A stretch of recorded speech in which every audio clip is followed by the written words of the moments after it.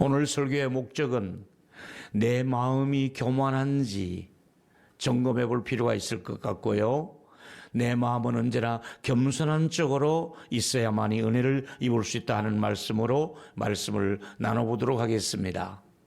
첫 번째 드리고 싶은 말씀은 신분이 낮아지신 예수님의 겸손을 말씀하고 있습니다. 예수님이 어떻게 낮아지셨는지 성경을 살펴보니까 빌립보 2장 6절과 8절이 신분이 낮아지신 예수님의 모습을 이렇게 소개하고 있습니다. 그는 근본 하나님의 본체이셨고 하나님과는 동등된 분으로 계셨으나 그 자리를 비우셨습니다. 오히려 자기를 종의 모습으로 이 땅에 사람들과 같이 오셨던 것이지요. 사람의 모양으로 오셨습니다. 거기다가 예수님은 자기를 낮추시고 죽기까지 복종하셨으니고 십자가의 죽으심이라고 예수님의 낮아지신 비하의 신분을 이렇게 소개하고 있습니다. 이 모습을 제가 7가지로 정리하면 이렇습니다. 첫째로 예수님은 하나님의 속성을 가지고 이 땅에 오신 분이었습니다. 하나님이었습니다. 그런데 이분은 예수님은 종의 위치를 선택을 하셨고 또 인간의 몸을 입으시고 이 땅에 오셨으며 예수님은 그 시대에 동일한 사람의 모습을 입고 이 땅에 오신 것이고 살으셨습니다.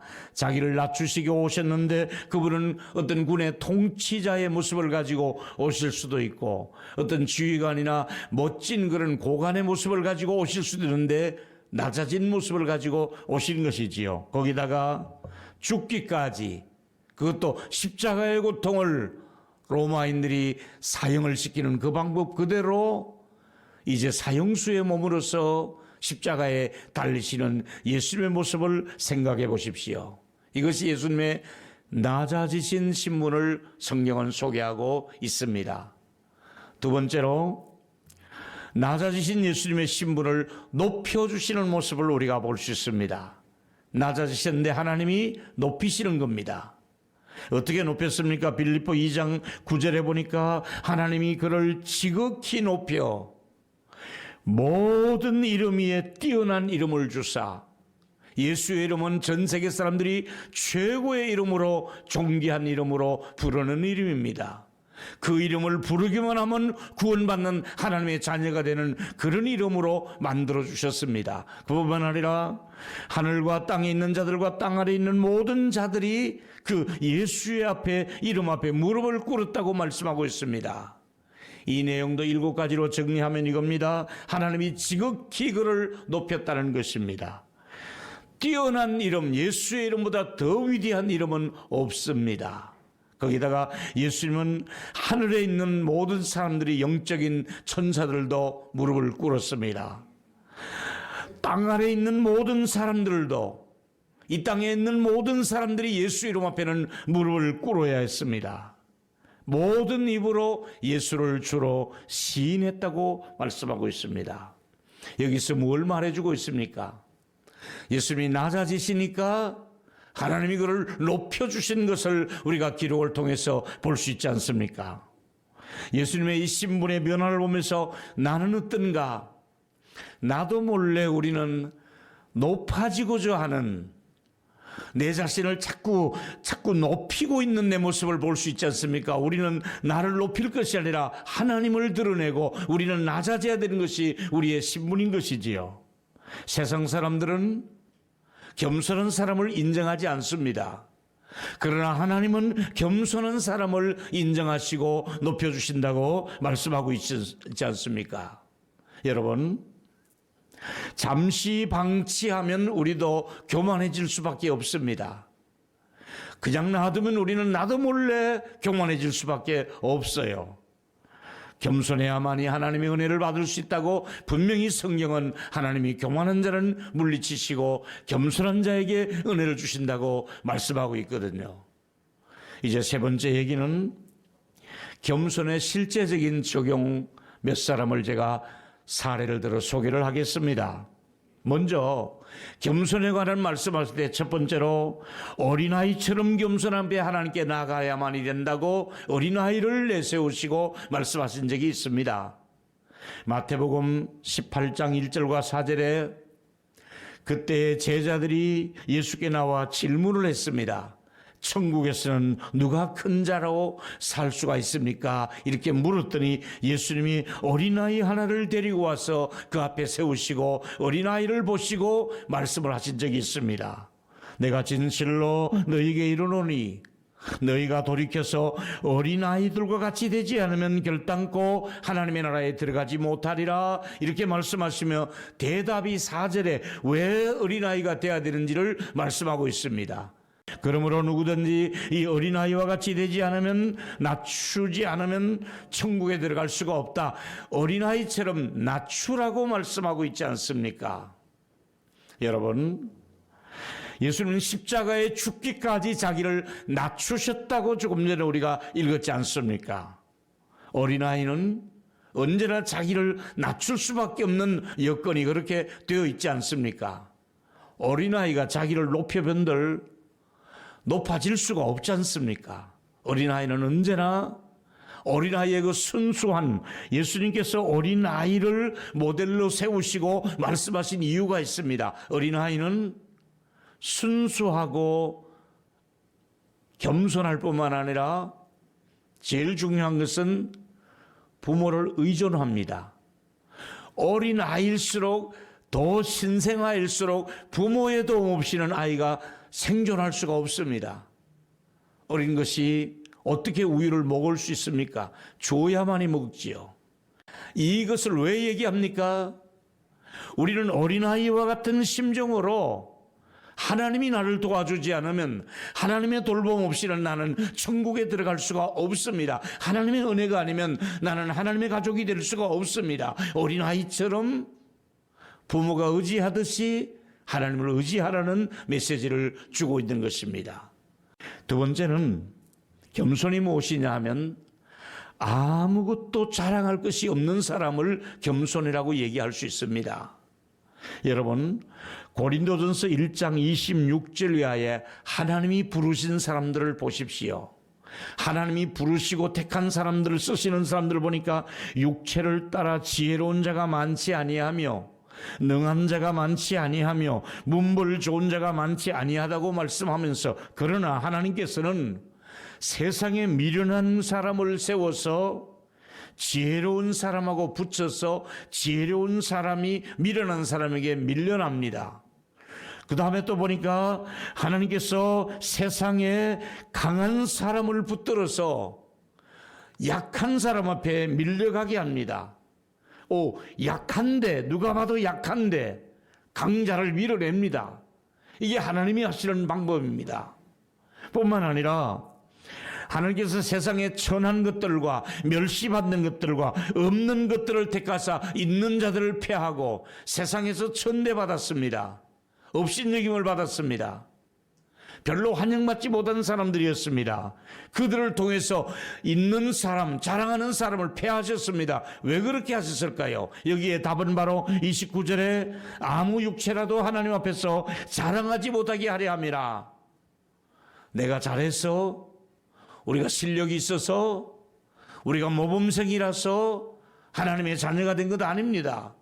우리가 자랑하지 못하도록 그냥 은혜를 주셔서 비천한 사람들인데도, 부족한 사람들인데도, 그냥 아무것도 가진 것이 없는 약한 사람인데도 하나님이 우리를 부르셔서 자녀로 삼으시고 일을 맡기신 것은 우리로 하여금 자랑하지 않게 하려고 하나님이 이렇게 하셨다고 말씀하고 있지 않습니까?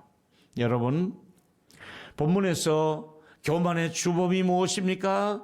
자기를 내세우는 거예요.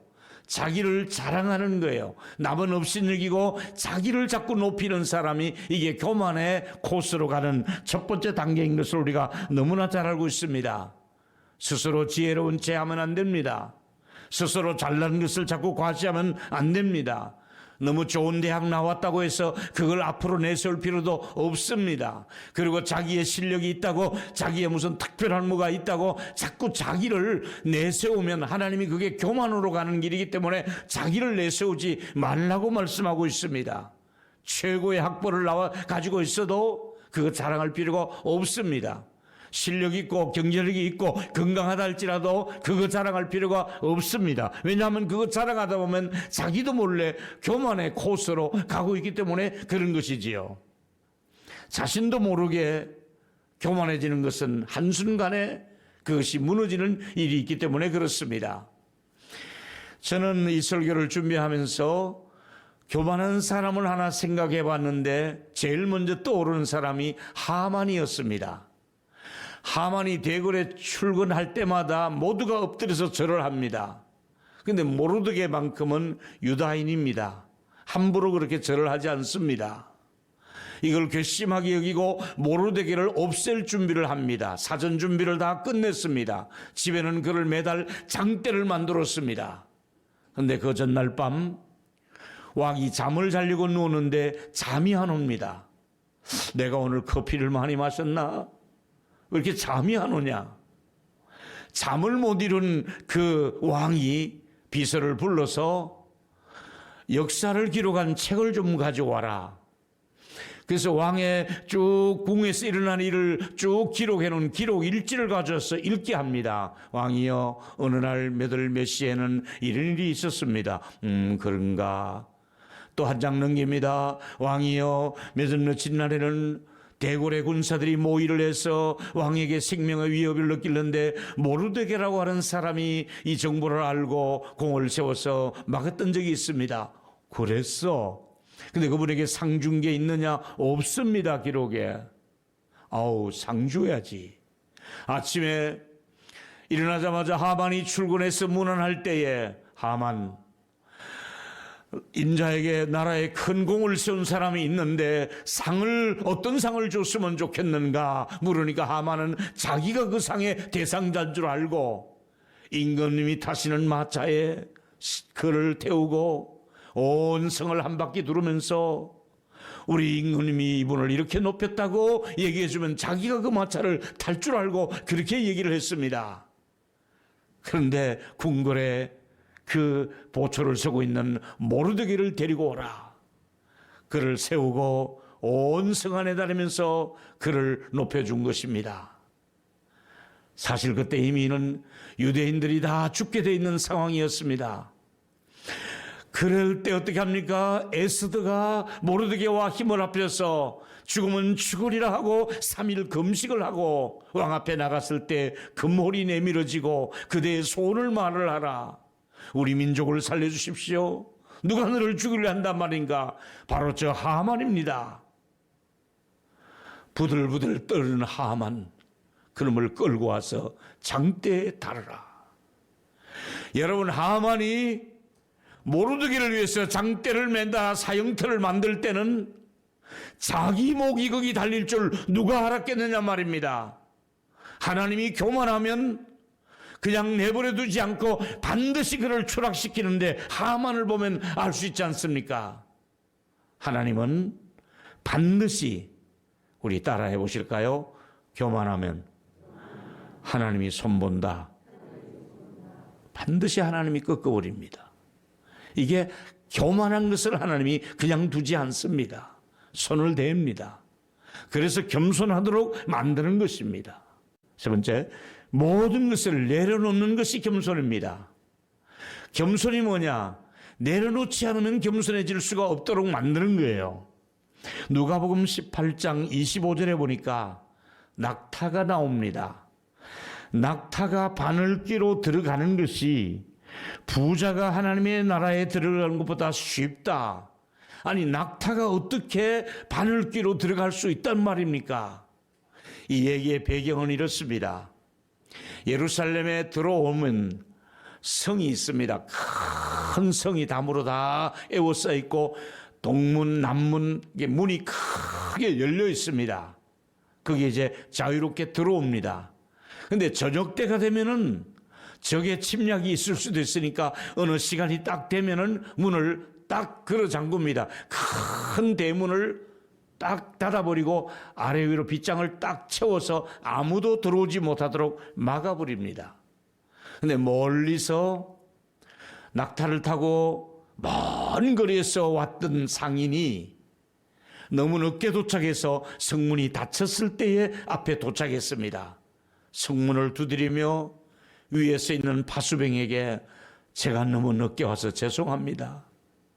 이 낙타가 심히 목말랐고 저는 너무 지쳐 있으니 성 안에 들어가야만이 먹거리를 구할 수가 있고 잠을 잘 수 있으니 문 좀 열어주시겠습니까? 부탁을 하면 성 안에서는 쪽문을 엽니다. 큰 대문을 활짝 여는 것이 아니라 쪽문, 그 전체 대문의 한쪽에 있는 쪽문을 열어주면서 그 문을 열어주면서 들어오라고 얘기합니다. 그럴 때 그는 낙타에서 반드시 내려야 됩니다. 그리고 낙타 양쪽에 잔뜩 실었던 짐을 다 부려야 됩니다. 사람도 낙타에서 내려오고 짐도 내려오고 그 다음에 그 쪽문에다가 낙타 코를 먼저 밀어 넣습니다. 그리고 저 앞에서 한 군사가 낙타를 그 손잡이를 끌고 이제 안으로 끌어들이면 낙타의 몸이 딱 무릎을 꿇고 겨우겨우 낙타의 목이 들어가고 어깨가 들어가고 그리고 쏙 들어가도록 그게 바로 바늘문이라고 하는 겁니다. 작은 문이라는 뜻으로 바늘귀가 새처럼 생겼다 해서 그걸 바늘문이라고 부르는 겁니다. 바로 그 길을 들어가려면 원칙이 주인이 낙타에서 내려야 됩니다. 짐을 부려야 됩니다. 낙타는 무릎을 꿇고 겨우 통과해서 들어가도록 하는 것이 이게 낙타가 바늘귀로 들어가는 이야기고요. 부자는 너무 재산이 많아요. 이 수십억의 재산을 두고 내가 이걸 가지고 살아야지, 이걸 가지고 즐기며 살아야지, 교회는 뭐하러 가? 쓸데없이 교회 가서 시간 뺏길 필요가 뭐 있어. 난 하나님의 도움 없이도 이 정도의 재산이 있으면 난 살 수가 있어. 큰 소리를 치는 겁니다. 내려놓지를 못하는 겁니다. 비우지를 못하는 겁니다. 그러니까 부자가 천국 가는 것이 더 어렵다고 말씀하는 것이고, 가난한 사람은 내려놓을 것도 없습니다. 천부여지 없어서 나는 아무것도 가진 것이 없습니다. 그냥 하나님 앞에 들어갈 수가 있다는 것을 말씀해 주고 있는 것이지요. 부가 나쁘다는 것이 아니라 그걸 내려놓지 못하기 때문에 그게 문제가 되는 것이지요. 예수님이 젊은 가난이 찾아와서 내가 어떻게 해야 영생을 얻겠습니까? 하고 물어봤을 때 예수님이 뭐라고 말씀하고 있습니까? 너의 재산을 가난한 사람들에게 나누어 주고 나를 따르라 했을 때, 이거 내가 어떻게 모은 재산인데, 우리 부모님 때부터 대대로 우리 가문에 이 엄청난 그에게 재산을 내가 왜 가난한 사람에게 주어야 됩니까? 난 그렇게 가지를 못하겠습니다 하고 그대로 돌아서서 그 재산 끌어안고 살다가 그걸로 끝난 얘기입니다. 그가 영생에 아무 관계가 없는 사람이고 주님의 제자가 되지도 못했습니다. 뭘 말해주고 있습니까? 자기 가진 것을 내려놓지 않으면, 자기 것을 포기하지 않으면 하나님의 가족이 될 수 없다는 것을 말씀하고 있지 않습니까? 우리는 어떻습니까, 여러분? 아무것도 우리가 가진 것이 없다고 생각할 때 그때 천국은 나의 것이 될 수가 있고, 내가 이거 포기할 수가 없습니다 할 때 그것 때문에 오히려 천국의 장애물이 될 수 있다는 것을 우리에게 말씀해 주고 있지 않습니까? 사도 바울은 인간적으로 보면 자랑할 일이 많습니다. 그런데도 그는 자랑하지 못하도록 하나님이 큰 은혜를 주시고 하나님이 자랑을 하지 못하도록 그 몸에 가시를 주었다고 말씀하고 있습니다. 보실까요? 고린도후서 1장 2절 12장 7절에 보니까 여러 계시를 받은 것이 지극히 크므로 너무 큰 하나님의 세계를 바울이 본 것입니다. 근데 하나님이 그걸 본 바울에게 자만하지 않도록 하기 위해서, 그 능력을 자만하지 않도록 하기 위해서 뭘 채웠습니까? 사단의 사자 가시를 주어서 바울이 손수건만 흔들어도 다른 사람 병자가 낫고 바울이 안수하면 즉각 병이 나았는데 정작 자기 몸을 고치지 못하는, 아무리 기도해도 3번을 이 병이 떠나기를 기도했어도 자기 몸에 찌르는 가시가 있었습니다. 이 가시를 이렇게 해석한 것이지요. 찌르는 가시가 있을 때 해석을 이렇게 한 겁니다. 고린도 후서 12장 9절과 10절에 보니까 나의 이르기를 내 은혜가 내게 족하도다. 너는 내 능력이 약한 데서 온전하여 집이라. 약하기 때문에 너에게 온전한 능력이 나온다. 그러므로 도리어 크게 기뻐하는 것은 나의 여러 약한 것들에 대해서 자랑하리니, 바울은 약한 것을 자랑할 만하잖아요. 왜? 내가 약하기 때문에 이런 능력이 나온다는 겁니다. 약할 때 강함 되심이라고 말씀하고 있지 않습니까? 약할 때 곧 강함이라. 여러분이 약했는데 하나님의 힘은 강합니다. 여러분이 가진 것이 없을 때 하나님은 얼마든지 채울 수가 있습니다. 여러분이 내려놓을 때 하나님이 얼마든지 높일 수가 있단 말입니다. 그래서 우리가 해야 될 일이 무엇입니까? 바울은 자기의 약점을 자랑하듯이 우리도 나의 약한 것을 오히려 자랑할 때 하나님이 그 약한 부분에 강하게 하시며, 하나님께서 여러분들에게 정말 몸에 가시를 준 것은 이유가 있습니다. 여러분 교만하지 않도록 하려고. 내 몸에 아이들이 가시 노릇할 수도 있고, 몸이 아파서 어려울 수도 있고, 경제력이 떨어져서 어려울 수도 있고, 이것은 모두가 여러분에게 준 겸손을 향한 하나님께서 가시라고 올 수가 있는 것이지요. 나는 나의 약함을 인정할 수가 있는가? 우리 모두는 주님이 주시는 이 겸손과 교만 사이에서 겸손 쪽으로 살아가야 되는데, 나도 몰래 교만한 쪽으로 자꾸 기울어지기 때문에 하나님께서는 겸손하라고 마태복음 23장 12절에 재차 말씀하고 있습니다. 같이 한번 읽었으면 좋겠습니다. 시작. 누구든지 자기를 높이는 자는 낮아지고 누구든지 자기를 낮추는 자는 높아지리라. 할렐루야. 낮출수록 하나님이 높여주신다고 말씀하고 있습니다. 그래서 잔치집에 가더라도 말석에 앉아라, 그를 높여주실 것이다. 우리 모두가 낮아지는 훈련이 필요합니다. 예수님이 이렇게 낮아지셨습니다. 우리 모두 나도 몰래 나의 공로를, 나의 어떤 재력을, 나의 어떤 학벌을, 나의 어떤 자랑할 만한 것을 가지고 자꾸 과시하려고 하지 말고, 낮아질수록 오히려 약한 것을 가지고 자랑할 때 하나님은 그 약한 것에다가 강함의 힘을 주시고 능력을 주실 줄 믿습니다. 우리 모든 분들의 마음속에 겸손히 그렇게 나아갈 때 은혜를 계속해서 누릴 수가 있는 것이지요. 결론입니다.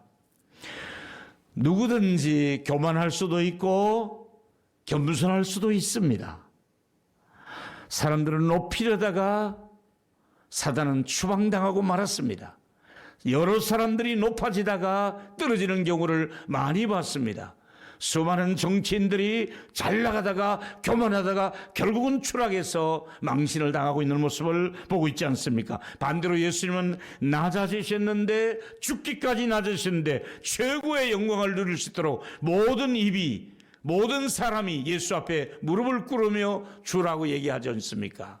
세 가지입니다. 첫 번째로 읽습니다. 저도 어린아이처럼 자신을 낮추고 하나님만 의지하며 살게 하여 주옵소서. 아멘. 두 번째로, 저에게도 아무것도 자랑할 것이 없는 것을 인정하는 겸손함을 주시옵소서. 자랑할 필요가 없는 것은 하나님이 주신 은혜인데 왜 그걸 자랑해야 됩니까? 겸손해야 되죠. 마지막 세 번째, 저에게도 나만 장군처럼 끝까지 겸손해져서 은혜를 구할 수 있는 저와 여러분이 되기를 바랍니다. 마지막입니다. 겸손, 그리고 또 겸손, 끝까지 겸손하면서 하나님의 은혜를 누릴 수 있는 저와 여러분이 되기를 축원합니다.